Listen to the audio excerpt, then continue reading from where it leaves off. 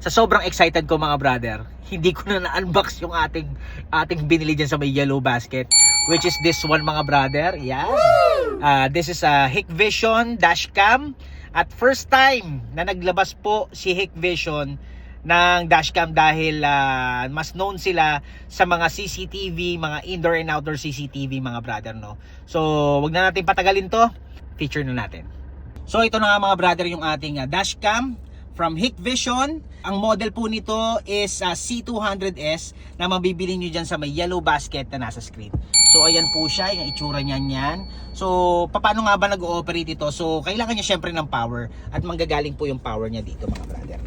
So ito po siya, yan. So ito po kasama to sa ating package. Then ito po siya, yan.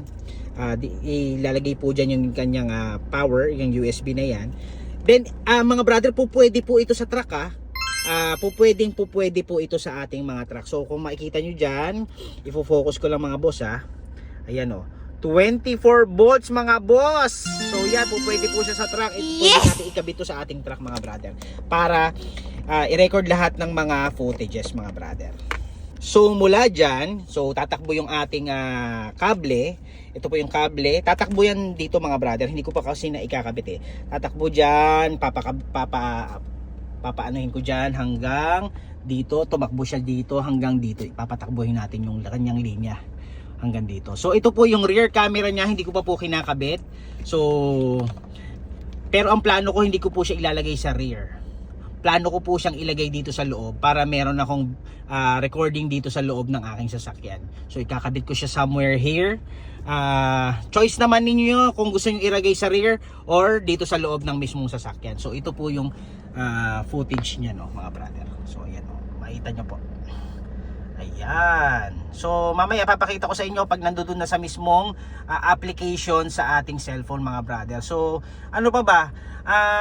Meron tong ito yung kakabitan niya ng SD card dito po nilalagay yan. At pwede niyo siyang patayin yung kanyang screen kung medyo kung ayaw niyo lang po siyang makita, papatayin niyo lang siyang ganyan.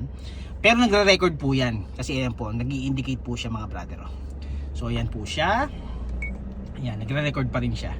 So nandiyan po yung petsa, yung oras, at ayun na nga mga brother So ano pa ba? Ano pa bang kailangan yung malaman? Loop recording, yun na nga, loop recording. So siya nang bahala mag-record. Hindi nyo lang kailangan magbura ng ating mga footages mga brothers. And ayun, itong rear camera mga boss, yun nga, choice nyo na nga kung ilalagay nyo sa likod or sa loob. Pero ako mas gustuhin ko siya nandito sa loob. So very basic lang yung operation nito mga boss. Kung sa linaw ng ating camera, ipapakita ko sa inyo yung real footage nito kapag nasa kalsada na mismo mga brother.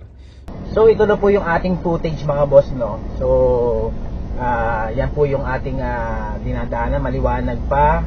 And para makita nyo din yung what's the real deal, kumbaga ganun, mga real deal.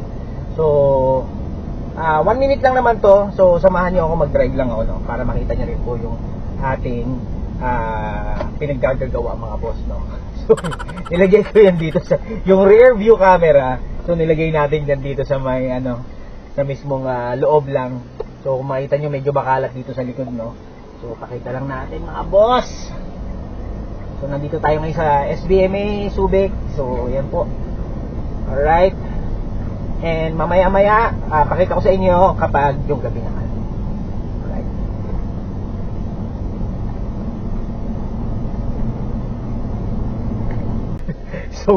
So ganito naman mga boss, kapag gabi yung ating footage.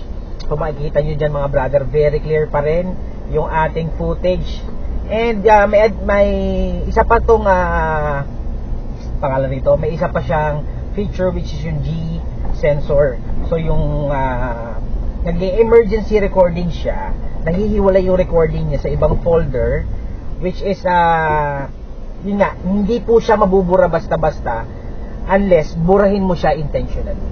So yun yung mga moment na banggaan yan, talagang i-record niya at hindi niya buburahin. So ayun na nga mga brother, kung gusto niyo itong product na to, i-click niyo yan dyan sa may yellow basket. And have a great day. God bless Philippines.